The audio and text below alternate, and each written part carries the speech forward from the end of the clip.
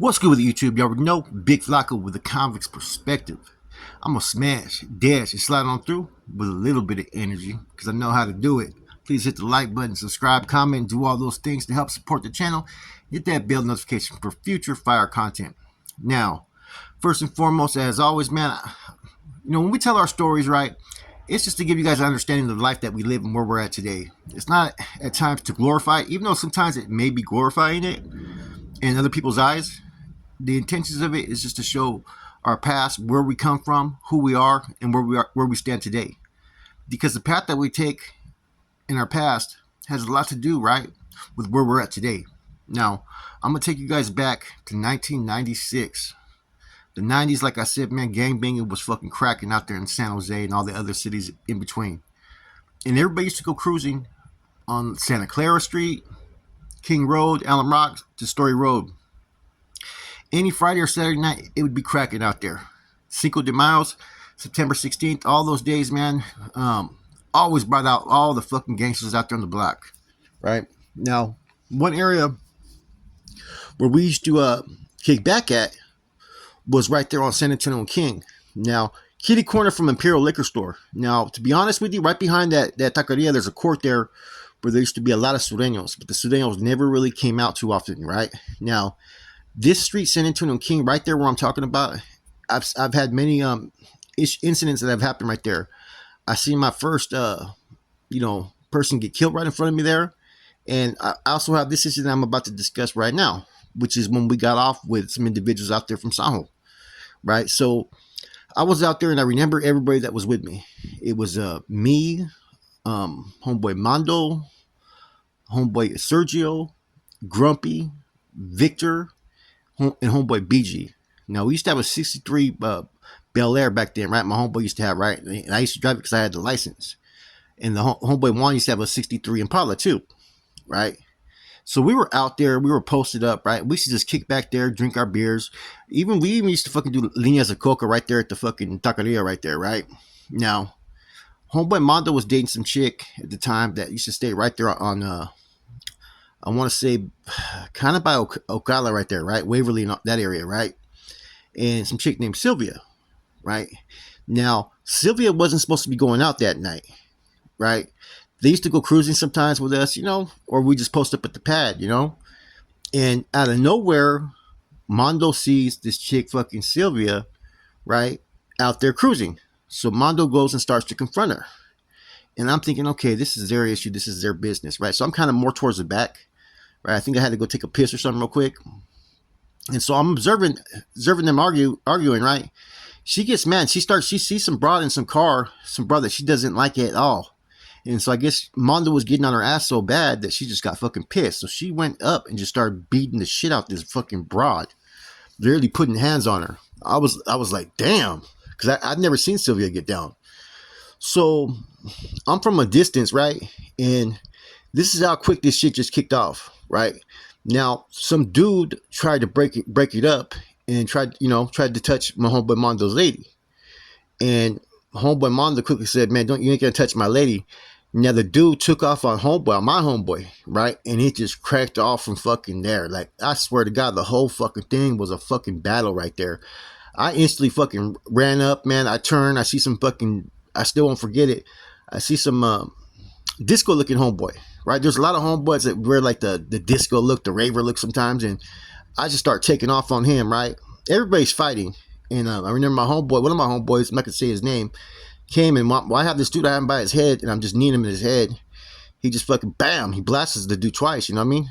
Dude gets stabbed. And I remember just fucking, when you let something go and then they just start running down the street grabbing their side, because I just grabbed and I just fucking like you're letting go of something is what I did with his head. And he just started running down the streets. So I turn and I'm looking and there's a lot of commotion and I see these people in the middle of King Road, right?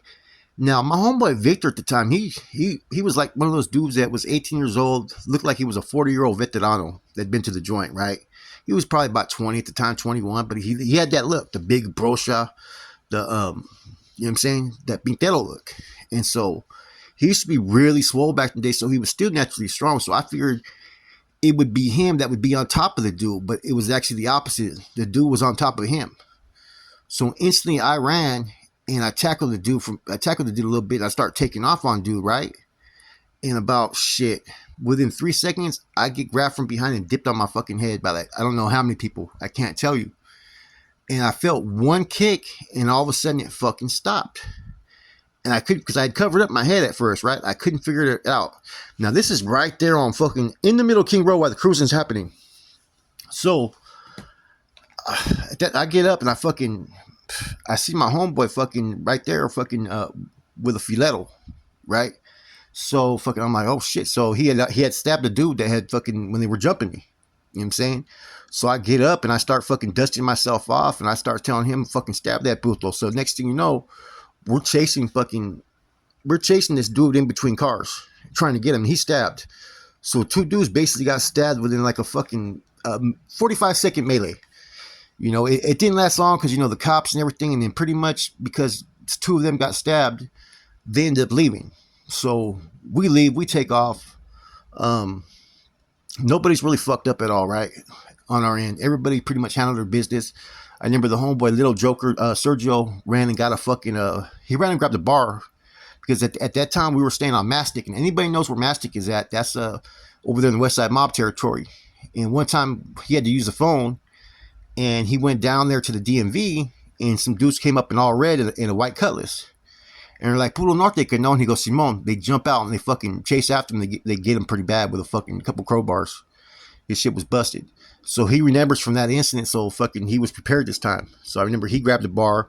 Homeboy Mondo can handle his business. And then me and BJ were basically fighting back to back. And he had my back that night, you know what I mean? And so we take off. And at that time, like I said, man, like we were out there fucking doing our damn thing, and like they really took offense to what happened. You know what I'm saying? So the homeboys wanted to find out who it was we got in this funk with, because they never said where they were from. Now we were young where we were from, right? So we went back to San Antonio and King, right? Like the following like day, and homeboy fucking hit up some block letters, fucking V, Milpas L's, XIV, and all that shit. Now I don't know how we didn't get into more funk. I don't know how we didn't get into no more issues.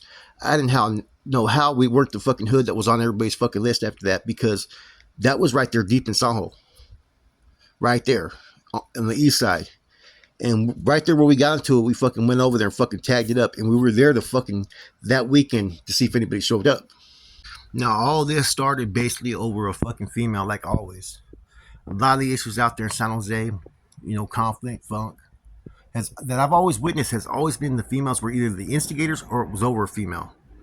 Now this time, to be honest with you, it was the right thing to do, because the dude had no business fucking touching homeboy's lady while she was fighting. You know, and she wasn't talking shit. She didn't bring them in for us to go fucking deal with, and it was nothing like that. No bras gossiping saying, hey, this hood said this and that, which is what a lot of females used to do back in the days. There used to be a lot of females that would they would hood hop. They would go kick it with this hood, knowing that they have fucking these dudes have funk with this hood. Then they would come back and tell us what that hood was saying. And then it got to the point to where had homeboys from rival hoods, not just their ladies, but sometimes their fucking sisters kicking back with us, man. So, like I said, it was a cutthroat game out in the streets at that time. Now, this incident, we never were able to confirm who it was. Now, the homeboy fucking Ozen, right, was in the county jail, and he said some dudes were talking about, some dudes from Unipas are going to get it because they stabbed a couple of my homeboys out there, and this dude was apparently from Horseshoe, my homeboy said. Now, I don't know if these dudes were from the shoe or not. All I know is when the incident happened, 1996, and it happened on San Antonio and King.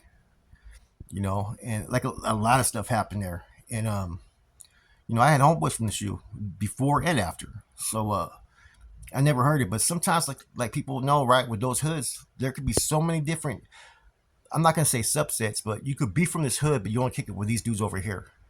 And that's what happens with some of the bigger hoods out there in San Jose. Not everybody's kicking it every fucking weekend, or they're rolling fucking 20, 40 deep, you know? That's for times like fucking Cinco de Mayo and Mexican Independence Day, and every once in a while you'll see a hood go out there fucking representing hella deep.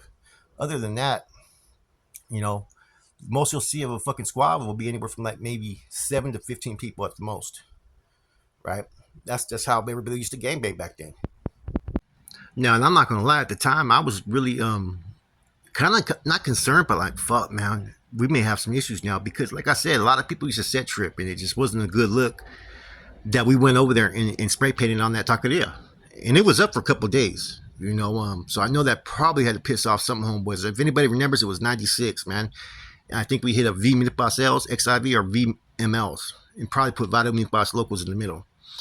Now, during this time of gangbanging, right, I think a lot of you guys can relate to this. It was more looked at with more regard on a gang or an individual when you hit somebody up and they pretty much peed on themselves, right? As opposed to fighting or whether it was a group little melee between two gangs. Whoever wins, it really isn't important as long as both sides show that they have heart. That's how I've always judged, my oppositions. But if they run, if they cowered out, then you have no respect for them. And see, that's what meant more was when you jam people up and you held your mug. Because there'd be times where you jam people up and you're already feeling the fucking tension, but both sides are holding their mug. You may even shake the homeboy's hand and whoa, whoa, and then you get on your way. You know what I'm saying? As long as you hold face and you're not being punked out, the other side's gonna always respect you. And see, that was a common thing out there was to hit each other up. Like, where the fuck you from, man? One time I remember they tried to tell the homeboy Rascal that he couldn't wear his meatball shirt, and Rascal wouldn't fucking take that off. Like, fuck it, they want to kick it off, or kick it off, and that was over there at the Wiener Schnitzel. So, like, a lot of people had egos back then out in the streets, man, and it was more about hitting someone up than it was about anything else. How you react to being hit up was going to show you what type of respect you got from the other person that's jamming you up. Now, there were times where homeboys took a loss too, as well. And I'll probably be talking about those. I remember one time some issues happened with a homeboy Max from Eastside Hoods, or he wasn't from the hoods, but all his family were from the hoods, right? So he lived in our neighborhood. Some shit happened between him and Leonard. Homeboy Leonard is actually originally from Capitol Park, but he used to rock with us too. And Max pulled out a knife, and we thought the issue was resolved and kind of dead. And about fucking months later, after Max moved out, they came and rushed, and they ended up stabbing the homeboy Payaso. Or when I was younger, I went toe to toe with some cat from Machingon. He took off on me first, of course, but he got the better end of me, man. So it's not always you're always going to win every one out there, and I think people realized it. And it was more about if you were down, you had balls, you had heart, which outweighed fucking you always winning. Because there was dudes that would only win when it was to their advantage, and that wasn't going to get no respect from any other hoods. You had to be down the whole time. You had to be the same way you were when you were 20 deep with your homeboys as if you were by yourself and you ran into three cats. That's when you started to get respect in the hoods or from other people. Because there's a lot of dudes, like I said, when they have like 4 or 5 homeboys, next to them, they're quick to fucking run their mouth and talk shit and maybe even get off. But when they by themselves, there was dudes that used to pee on themselves. That's just the reality of it. That's why a lot of Southsiders back then, the ones that would try to, fight, would stand their ground, even if they knew they were going to get jumped, even if their homeboys left them, you had to respect them because, hey, they were fighting for theirs. That's why some of the bigger hoods, because they had so many members, they didn't always fucking check who they were always pulling into their hood. That's why every once in a while some of them hoods would fucking dudes would get caught up and caught slipping, and then next thing you know, they're out of bounds. Next thing you know, they're at war with a smaller hood because their homeboy that's supposed to be from their hood just basically peed on himself. I've seen that happen too. I remember I was with the homeboy Scooby from King City, right? And the homeboy Travieso from M Street. And we all got kicked out though eventually, right? We went to San Jose Community and we used to go smoke weed in the bathroom. Okay, but so we get new homeboys from different hoods out there. San Jose Community was like, there'd be homeboys, from all kinds of different areas, cities, hoods, and everything, right? Mostly all from San Jose. And so Barca from BES was there by the east side, and then JP from VCLs. Now VCLs and BES were going at it at that time. So next you know, we're in the bathroom. Them motherfuckers started chunking them, and you had to respect them. Even though they knew they were oppositions, they both handled their business. They both fought. They got busy, and that it was what it was. You know what I'm saying? Now you also had a lot of dudes out there that would either look for bigger hoods to back their play, or would say that they were from certain hoods because they kicked it with them, but they weren't even in that hood. And that would happen too sometimes, man. So sometimes there'd be a misunderstanding, and the dude would sit there and say, "Oh, I'm from Bottomos," or "Oh, I'm from the shoe," or "I'm from this hood." And apparently they weren't, And there were some hoods, man. I remember what was going on in the 90s too, man, was there were certain hoods that were recruiting for basically for war. to have more numbers. They were recruiting people outside of their fucking cities or territory. You know, I know one dude that went from Mostin going all the way to fucking Horseshoe one time. Fucking Gato. You know what I'm saying? I even seen the pictures, right? I'm like, damn. First he was from Aviso. Now he's from fucking, then he was from VMC, and now he's from Horseshoe. Okay. Anyways, once again, a lot of you guys are requesting me to put certain areas or certain hoods out there as far as do profiles on them. Well, tap into me. Hit me up at Broken Dreams Episode at gmail.com. That's Broken Dreams Episode at gmail.com. Or hit me up on IG at Mr. Flacco, the Convict's Perspective. Tap in, man, because I'm not going to do any hood profiles till I get some good information to where I feel comfortable that I'm providing as most accurate information and as much detail to it. You know, the first couple I felt comfortable. 18th Street, I know some people from out that way, so it was kind of easy. BMC, of course, I grew up around them. I know their whole story, so it was a little bit easier to touch on them. And then 19th Street, someone helped me out with that one as well. So if you want your hood history to be put out there a little bit, man, so people will get where you come from, tap in with me. With that said, it's your boy Flacco, Convict's Perspective. And hey, sometimes we got to tell our truths, our stories of what we experienced for people to understand where we're at today. So some people get offended. You're telling war stories from back in the 90s. Well, hey, it is what it is. Sometimes people need to know where the fuck we're from and what we were about to understand who we are today. With that said, it's your boy, I'm gone.